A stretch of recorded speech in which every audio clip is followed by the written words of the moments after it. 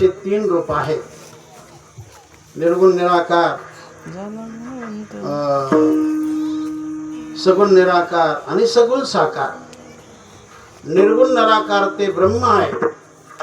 निर्गुण निराकार त्याला ब्रह्म असं म्हटलं. सगुण निराकार त्याला ईश्वर असं म्हटलं. आणि जो सगुण साकार आहे त्याला राम म्हटलं, त्याला कृष्ण म्हटलं, त्याला पांडुरंग म्हटलं. विठ्ठल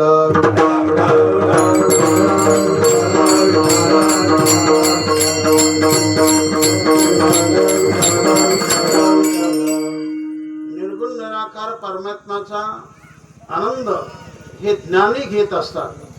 जे ज्ञानी भक्त आहे ते ज्ञानी भक्त निर्गुण निराकाराचा आनंद घेत असतात. सगुण निराकार जो ईश्वर आहे त्याचा आनंद योगी घेत असतात.